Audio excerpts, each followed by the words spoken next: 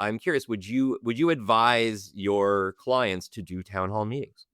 No, I absolutely not. And it's one of those places where I think that what's good for the country and what's good for a specific candidate in a specific moment are deeply at odds.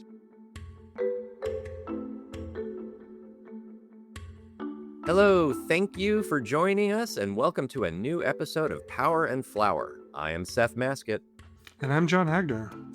We are a political scientist and a political consultant who are trying to understand and explain what's going on in U.S. politics, and we also care deeply about pastries. We are just over a month into Donald Trump's second term, and one thing that we've seen recently has been an increase in activity at congressional town hall meetings. Now, these things, we don't always see a lot of these things, but members of Congress, when they go home to their districts, either during recesses or on weekends, they will sometimes conduct town hall meetings where constituents can come and bring up issues they care about and ask questions. Usually, these are not very well attended, and the people who come can be pretty weird and they can have some very specific and unusual sets of concerns.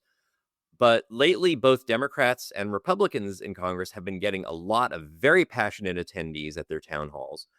And these attendees are pushing back hard about things going on in the Trump administration, including the layoffs from Elon Musk's Doge project, the abandonment of Ukraine, threats to Medicare, and more. Today, we're going to discuss just what these meetings are and what their value is in politics. We'll give a couple of examples here. There was a recent town hall for Republican Representative Scott Fitzgerald, who represents a district in the suburbs of Milwaukee, Wisconsin. He held a town hall and got a lot of flack from his constituents and a lot of booing, and this has gone viral online. He said that the Doge project has found a lot of waste and abuse. He got booed for saying that. He got yelled at for Congress giving up its voice and its oversight role. He got yelled at about Trump abandoning Ukraine. So that's just one example. Yeah. I know down in Georgia, Rich McCormick had a town hall that also went viral, where he was trying to draw equivalences between, the Biden administration and the Trump administration, saying that he didn't want executives that were too powerful, which, I think that was a common refrain from Republicans over the last 4 years, was that the executive was doing too much, which they've gotten a little bit quieter about. I thought one of the most interesting things about the McCormick town hall, though, is there was a great Atlanta Journal-Constitution reporter named Greg Bluestein who is live tweeting it. And he kept putting up video clips of people being specifically critical of Elon Musk and Doge that were being hidden by Twitter. So I don't think Elon Musk personally is in there like pushing the delete this button or the shadow ban button, but it's clear that there are people at Twitter who are currently working very hard to make it harder for critical things to go viral, which I do think is a fascinating and worrying development. Mm-hmm. Another example, there was a town hall meeting held by a Democratic representative, Paul Tonko, in upstate New York. He represents a district around Albany. And there were some interesting moments. He was getting a lot of pushback from people there for not standing up enough to the Trump administration. There was another viral clip that's been online where a social studies teacher begs him to stand up, says Republicans aren't playing by the rules anymore. This person evoked John Lewis, saying Representative Tonko should be willing to get arrested and his constituents would stand with him and get arrested with him. I'm going to try and play a little clip of that moment here. I saw you on TV at NOAA. I saw you on TV at the Department of Education. What I'm saying is this. Somebody asked you what your red line was, and you said that the time is always right to go. Does that mean the red line has already been crossed? Because I think it has. If you ask us to show up, Congressman Tonko, we will show up.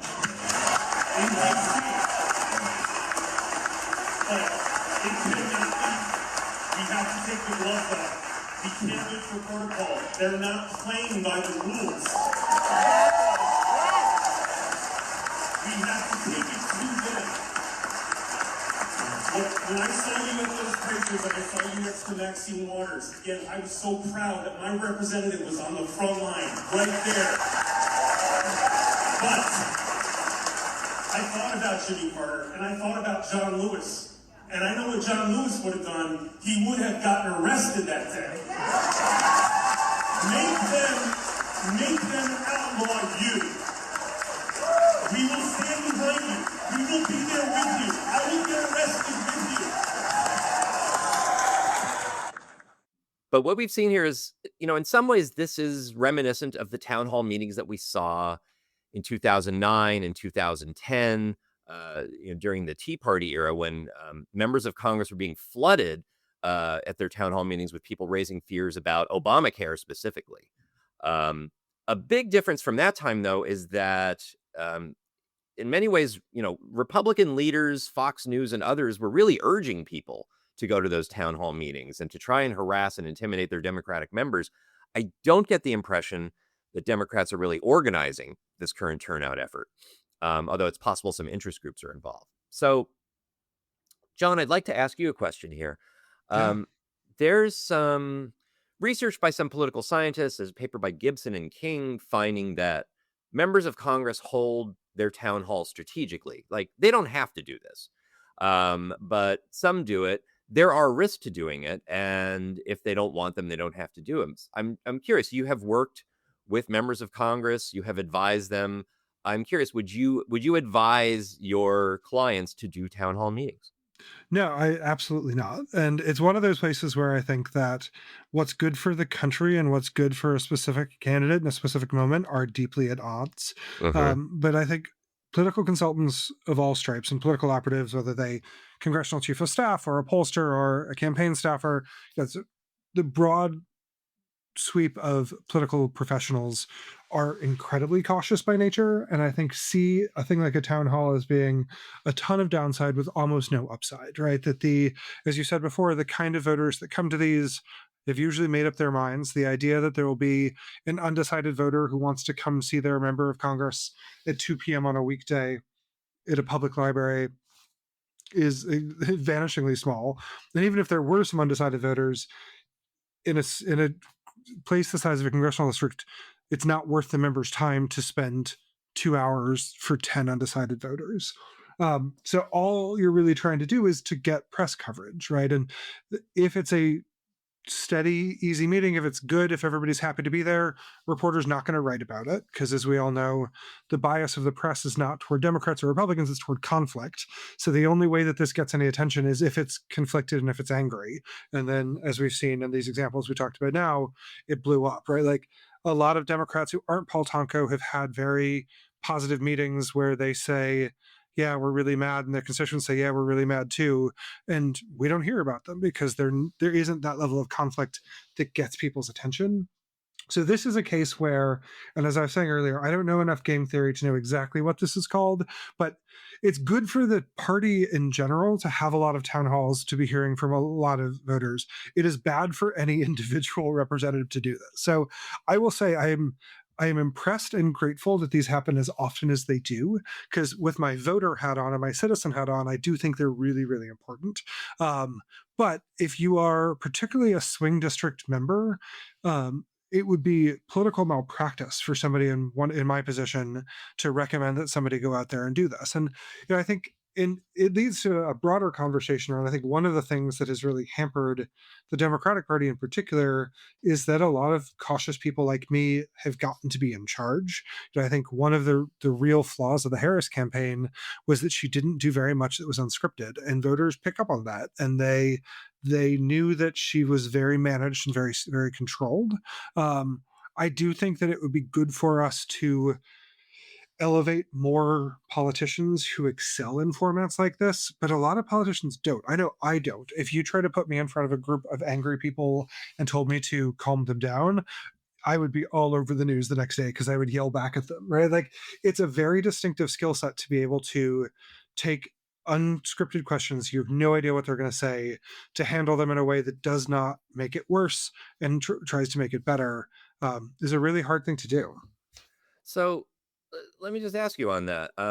Given that, yeah, there are risks to doing these town halls. There's obviously political risk. You can end up looking bad. You can look embarrassed. And there's even risks of violence. Gabby Giffords in 2011 was shot at an event like this. And members of Congress are, surely remember that, and they're aware of these risks. So I'm kind of curious, why do you think anyone does them? What's the Yeah. strategic value? I think some people have built their brand around them. You look at like a Chuck Grassley in Iowa. One of his core things is that he has an event in all 99 counties of Iowa every year, and that is inherent to sort of how he depicts himself as a politician. So for some people, they are, just key to the way that they conceive of themselves. I think other people enjoy them. They're the kind of person who is attracted to who wants to go to Congress. Is the person who is on the high school debate team, who is the person who relishes these kinds of fights. I think one thing that's clear in the town halls we've seen lately, they're much more drawn from safe district members.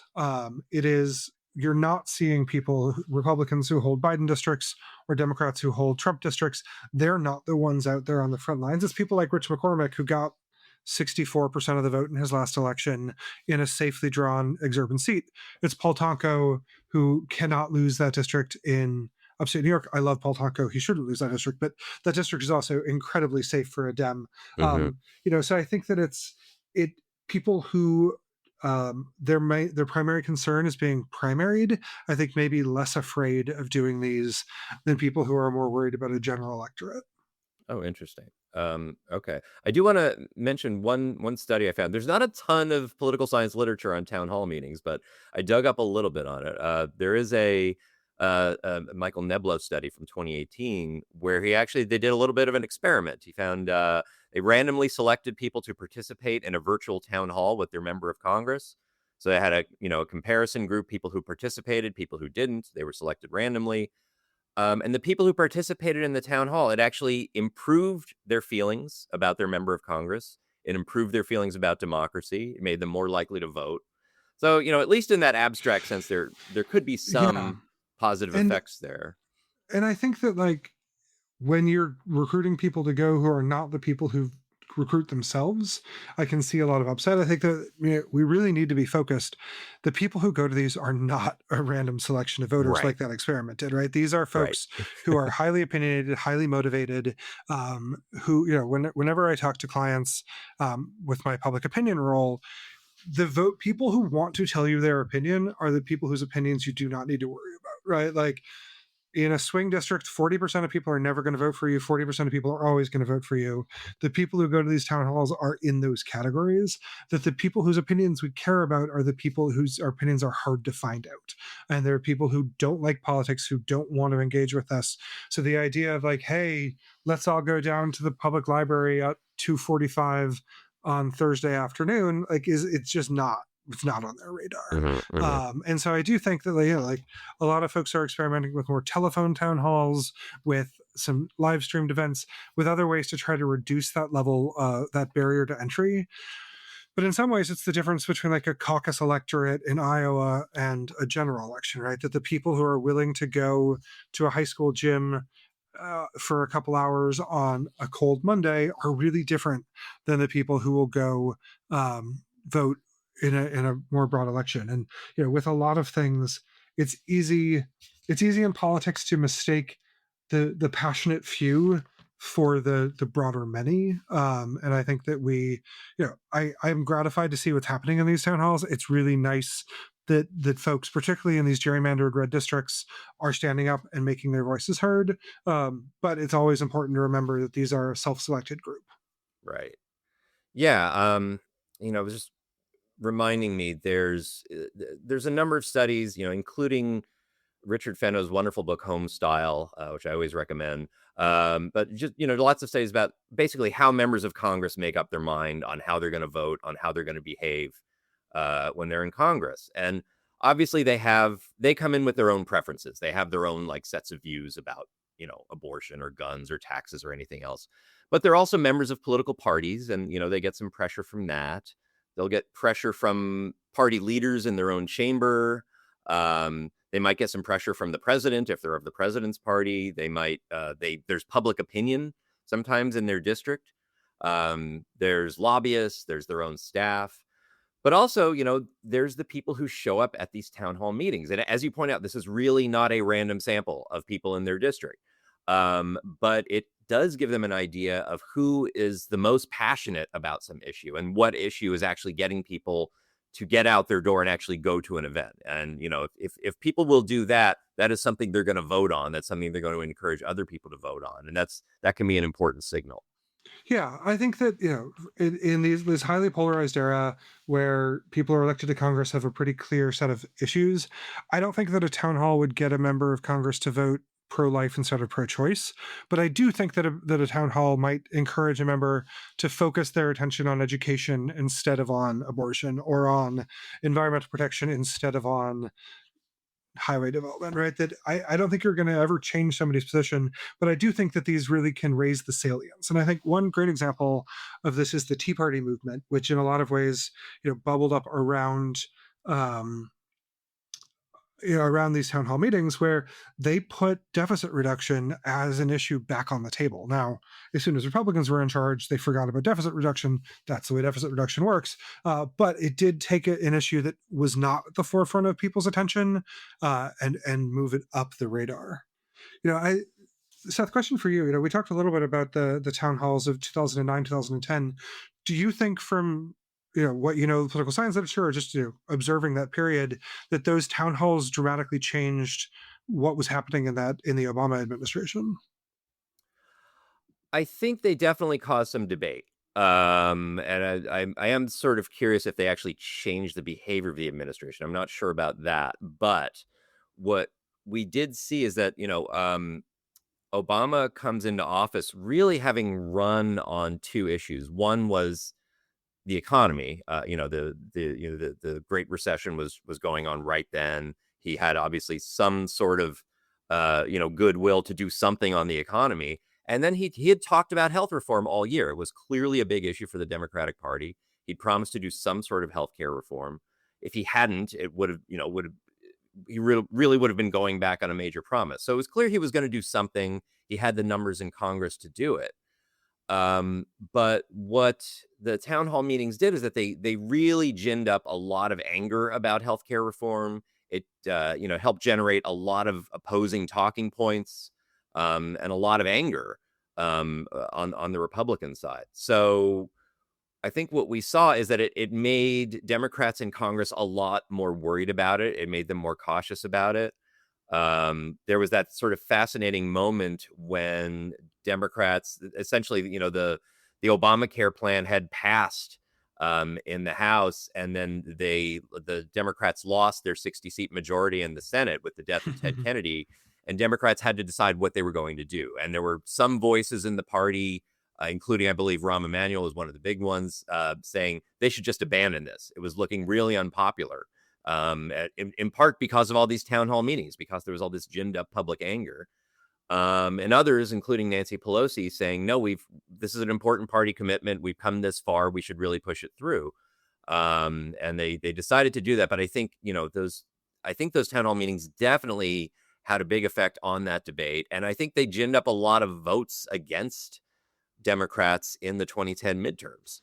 They got people to turn out who Yeah. might have not otherwise, or were just livid about that issue specifically, and created one of the biggest losses, for a president's party in the midterm in U.S. history. Yeah, I worked at the DCCC that cycle, so I have those losses are all tattooed on my heart. And Sure. I think one of the ways that the town halls really had an effect is that there are a lot of members who held marginal districts, Democratic long-term incumbents who had been there for a long time, who knew that it was going to be a tough cycle. But I think that the town hall anger moved a lot of people to retire who might have otherwise stayed and fight. And then a bunch of the losses in 2010 were of seats that frankly, Democrats didn't have that much business holding, but we had a popular longtime incumbent, and a lot of those folks left. Like here in Minnesota, Congressman Obie, in Wisconsin, Congressman Obie retired. Here in Minnesota, a couple long-term rural incumbents retired, and those seats just weren't competitive. We didn't really put up a fight.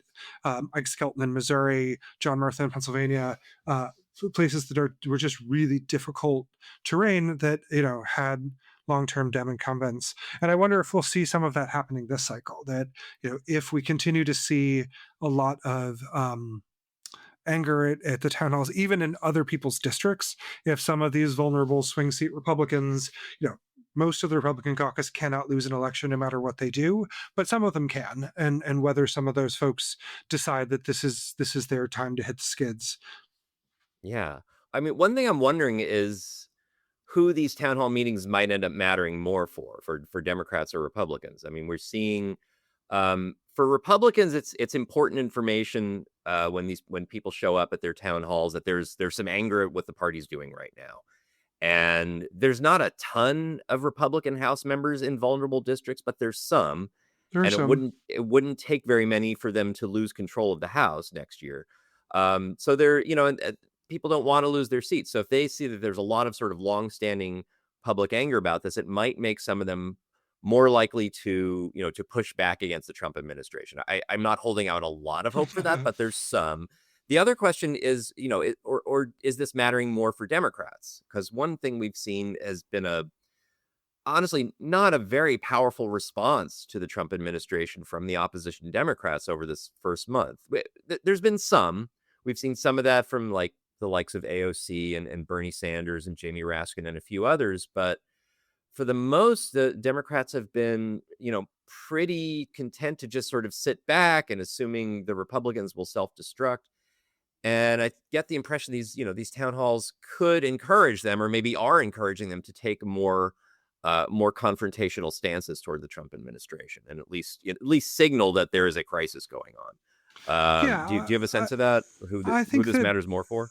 I think it matters to Democrats, in part because I think it may be a counter narrative to that story that you just told about Democrats not doing much to oppose. I think one of the things that we all need to get our brains around is that politics looks different in 2024 than it used to.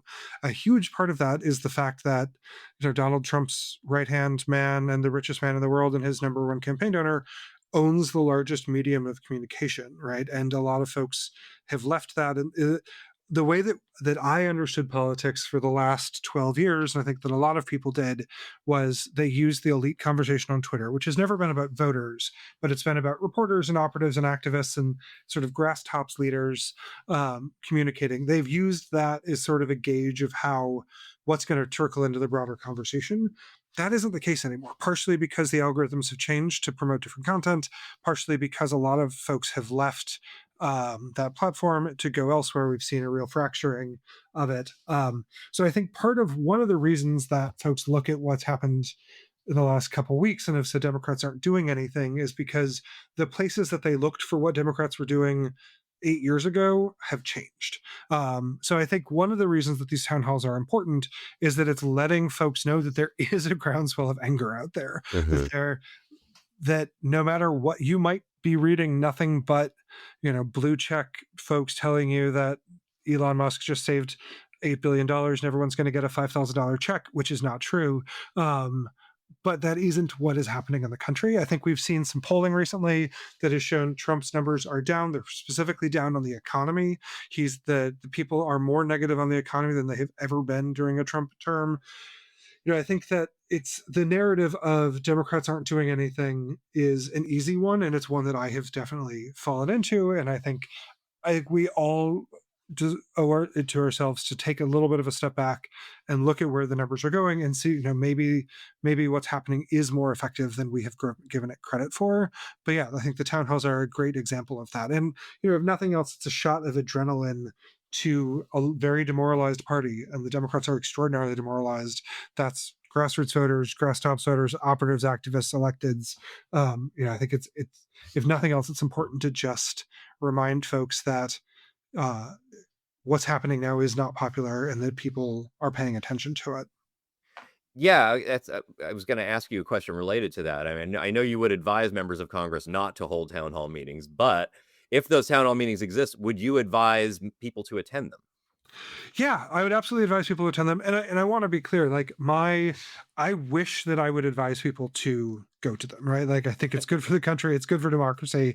This is a case where the short-term interest of a candidate is not the longer term, it's just the party.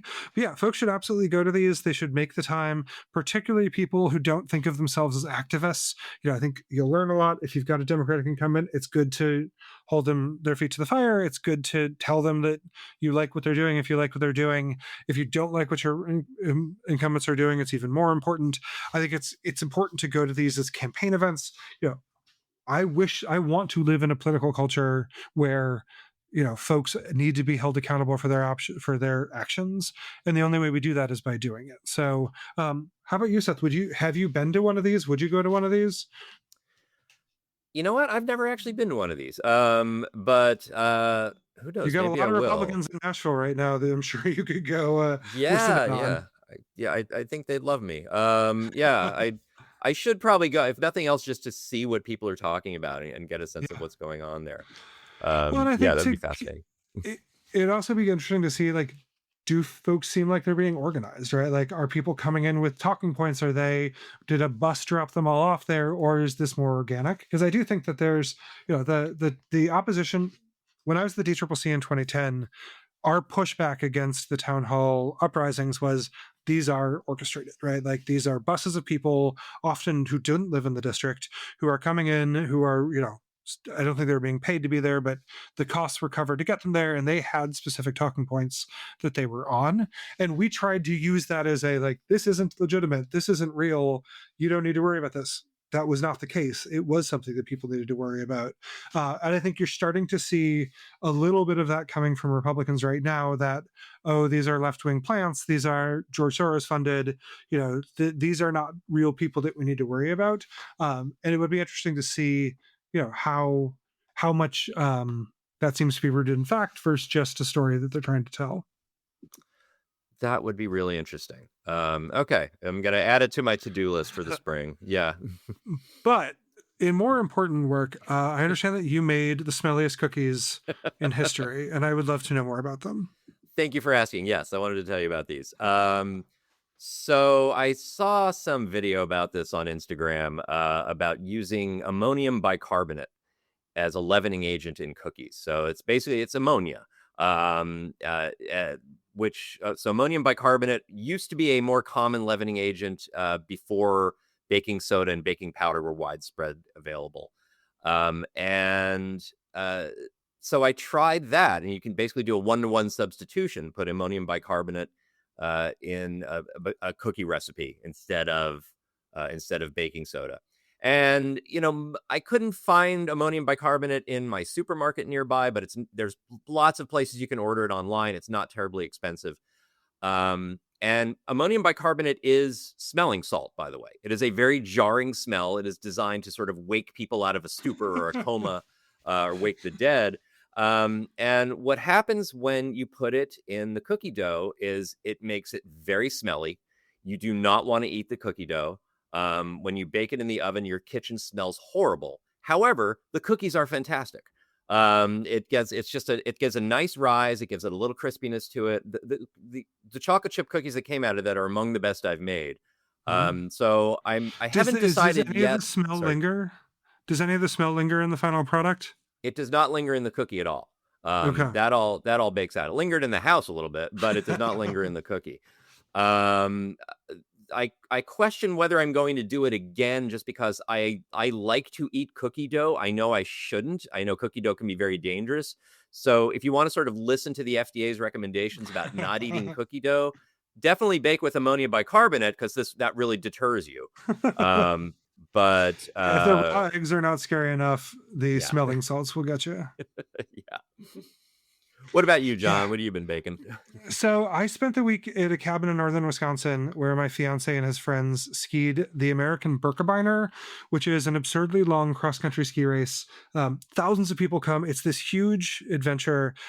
This is the third year that they've done it, and that I've gone along with them. The longer race is 50 kilometers across northern Wisconsin, and it's the biggest ski race in America. Lots and lots of people come. They take the main street of downtown Hayward, Wisconsin. They just pack snow on it, and the finish line is in the middle of the street. It's a huge party. But my favorite thing about it is, like, obviously I'm not going to cross country ski because I love myself and I'm not going to do that. But being in a house full of endurance athletes means that I can cook anything that I want because they desperately need the calories. So I made a cake. I made a buttermilk spice cake. I made ham and cheese croissants. I made gingerbread cookies. I made 3 loaves of bread, 2 different stews, breakfast burritos. It's just sort of my week. My endurance sport is like large scale calorie replacement. And we had a good time. That sounds like an excellent use of a week. Well, thank you, John, for an excellent conversation today. Yeah, this was fun. And we're back next week with a special guest, right? Yeah. Thank you all for listening, and everyone take care of each other. Stay safe. Bye-bye.